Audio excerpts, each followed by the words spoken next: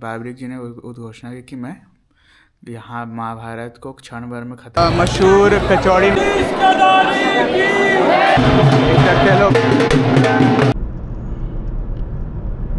ये गाइस कुछ रूम है धर्मशाला का जहाँ हम रुके हैं यहाँ पर। तो हमारा रूम उधर है, वो बंद कर दिया अभी। तो अब हम जा रहे हैं मंदिर की तरफ, खाटू श्याम बाबा के दर्शन करने। ये हमारी कार लगी है यहाँ पे, कार से आए हम। सुबह रात को चले थे हम करीब आपका 12:30 बजे और सुबह पहुँच गए थे हम 7 बजे करीब। और ये धर्मशाला है जहाँ हम रुके हैं, यहाँ पर श्री श्याम अखंड ज्योति सेवा समिति। और यहाँ से अब हम ये शेयर ऑटो इलेक्ट्रिक ऑटो कर रहे हैं, यहाँ से हम पहुँचेंगे अब बाबा के पास। अब हमने भैया की ऑटो ले ली है, अब इससे हम जा रहे हैं पूजा करने बाबा के पास। और हमें पता चले चप्पल उप्पल ले जाने देते कि एंट्री अलग है एग्जिट अलग है, तो हम चप्पल को सारा कुछ छोड़ कर आए।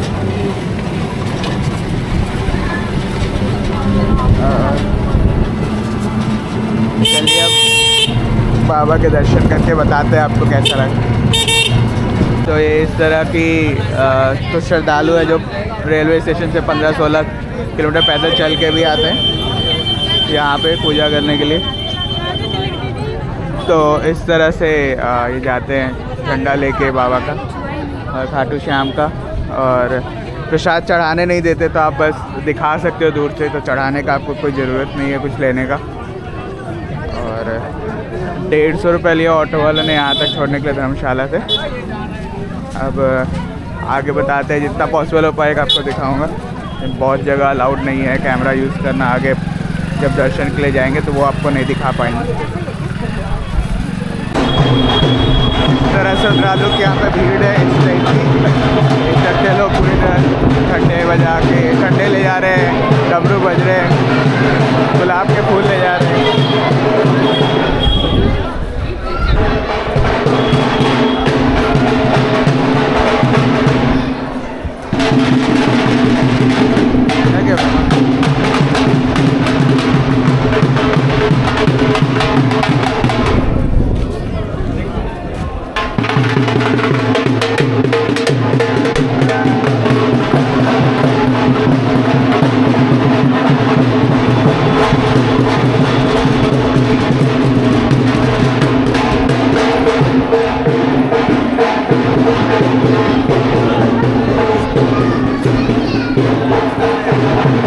पैदल रास्ता है जाने का।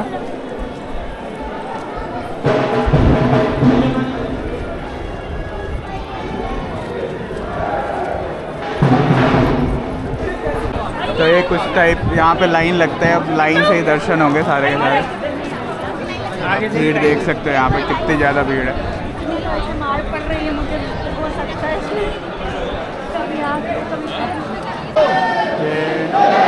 बाबा का दर्शन यहाँ से।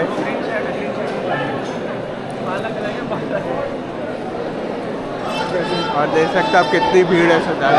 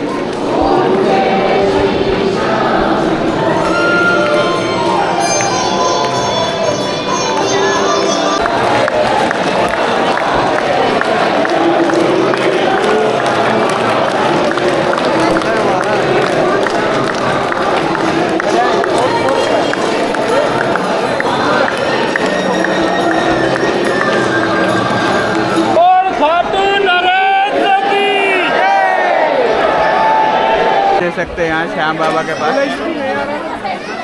बना लेते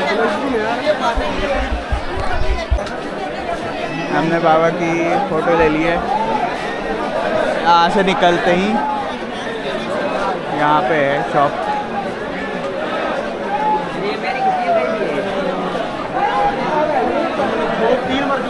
पापा में अभी इत्र ले रहे हैं यहाँ से, इत्र लेके देखेंगे। और भी यहाँ पे है, देख सकते बहुत ही भीड़ है। बाबा की कृपा है। मैं बाबा की कहानी भी आगे बताऊंगा, तो चैनल पे बने रहिए, अंत तक ये वीडियो देखिएगा कथा सुनने के लिए। तो ये यहाँ की मशहूर कचौड़ी मिलती है यहाँ पे, पारिक रेस्टोरेंट है पानी टंकी के बिल्कुल सामने। तो आप यहाँ पे कचौड़ी देख सकते हैं। आप भीड़ देख सकते हैं कितनी भीड़ है, इतनी ज़्यादा भीड़ है कि खड़े होने तक की जगह नहीं है। फिर हम खा के बताते हैं इसका स्वाद कैसा था, क्योंकि शूट साथ में करना बहुत ही मुश्किल है, क्योंकि खड़े होने के लिए भी जगह नहीं और कहीं पे रखने की भी कुछ जगह नहीं है यहाँ पे। तो ये मिल गई फाइनली हमें कड़ी कचौड़ी, और हमने लिया है कुछ बिना कड़ी कचौड़ी के, बिना कड़ी के कचौड़ी। कैसा है स्वाद? तो दीप्ति कह रही है कि स्वाद अच्छा है। तो चलिए मैं भी इसको ख़त्म करता हूँ और इसका जायका लेता हूँ। तो ये खाटू श्याम जी का कुंड है। यहाँ पर इस टाइप का भीड़ है।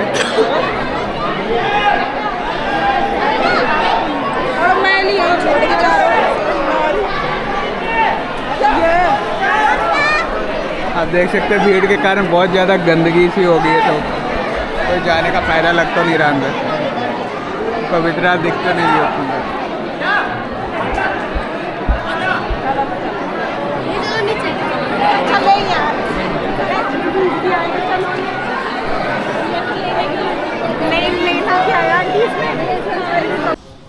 तो ये हमारा प्रसाद खाना है यहाँ पे धर्मशाला में। 100 रुपये का प्लेट होता है जो हम ले सकते हैं, लंच चाहिए। अभी इसमें राइस भी मिलेगा।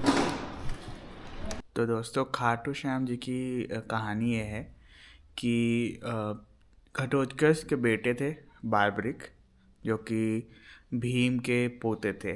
ठीक है, भीम और हिडम्बा जी के पोते। तो हुआ क्या कि वो माता के बहुत ज़्यादा भक्त थे, अच्छे भक्त थे। तो उनको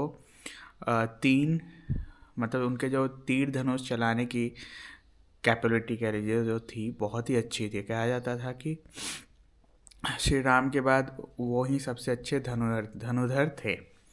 तो हुआ क्या कि उनको वरदान प्राप्त था कि उनको जल्दी मृत्यु नहीं हो सकती, क्योंकि तीर बहुत अच्छा चलाते थे। तो उन्होंने माँ ने उनको वरदान दिया था कि तीर उनके पास लौट के आ जाता था जब भी वो चलाते थे।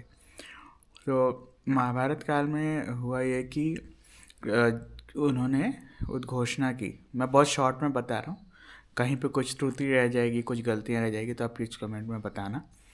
तो महाभारत काल में हुआ कि बाबरिक जी ने उद्घोषणा की कि मैं यहाँ महाभारत को क्षण भर में ख़त्म कर सकता हूँ। तो श्री कृष्ण जी ने उनको बोला कि मुझे पहले एग्जाम्पल दिखाओ, मैं बातों में नहीं बिलीव करता। और वो कृष्ण भगवान के बहुत ज़्यादा भक्त थे। तो हुआ ये कि उन्होंने कृष्ण भगवान ने पीपल का पेड़ दिखाया, बोला कि ये सारे पत्तों को तुम नष्ट करके दिखाओ सारे के सारे। तो बार्बरिक जी ने एक तीर चलाया जिससे सारे पत्ते चिन्हित हो गए। और उसके बाद दूसरा तीर जब चलाने गए तो एक पत्ता गिर गया था उसमें से। तो गिर के कृष्ण भगवान ने अपने पैर के नीचे उसको छुपा लिया, और जो तीर था वो वहाँ उनके पैर के पास जाके रुक गया। तो बार्बरिक जी ने बोला कि मैंने इन तीर को ये आदेश दिया है कि वो जाके उन पत्तों को नष्ट करे, लेकिन वो आपको कुछ करे ऐसा आदेश नहीं है। तो ये तीर आपके पास रुक गया है, तो अपने पैरों को हटाओगे आप तो वो उस पत्ते को भी जाके ख़त्म कर देगा। तो कृष्ण जी बहुत ही अचंभित हुए ये देख के कि इनकी जो शक्तियाँ वो सही हैं। तो कृष्ण भगवान को ये शक था कि महाभारत का पूरा रिजल्ट ही वो बदल देंगे, क्योंकि उन्होंने अपनी माँ को वचन दिया था कि जो भी पढ़ रहा हार रहा होगा वो उनके तरफ से लड़ेंगे। तो पहले तो कौरव ज़्यादा थे, तो पहले वो पांडव के तरफ से लड़ते तो कौरव कम हो जाते, फिर वो कौरव की तरफ से लड़ते तो पांडव कम हो जाते। तो इस तरह युद्ध का सारा परिणाम ही चेंज हो जाता। तो इसीलिए कृष्ण भगवान क्या किया उन्होंने, वो साधु का वेश बना के बार्बिक जी के पास गए और उनका शीश दान में मांगा। कि बार्बिक जी बहुत बड़े दानी भी थे, तो उन्होंने उनको अपना शीश दान में दे दिया। तो जब शीश दान में दिया, लेकिन दान देने से पहले उन्होंने कृष्ण जी को बोला कि मैं पूरा महाभारत का युद्ध देखना चाहता हूँ।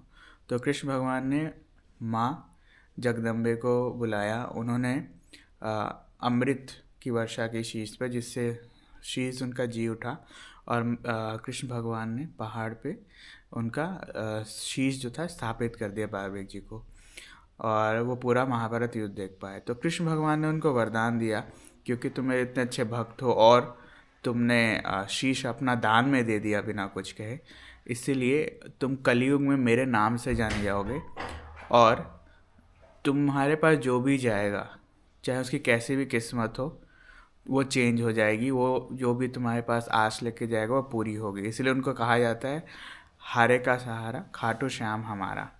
तो ये है पूरी कहानी, मैंने बहुत शॉर्ट में बताया। अगर कुछ गलतियाँ होंगी तो आप प्लीज़ कमेंट में बता देना। तो ये है, तो चलिए अब बाकी सालासर बालाजी में मिलेंगे आपसे।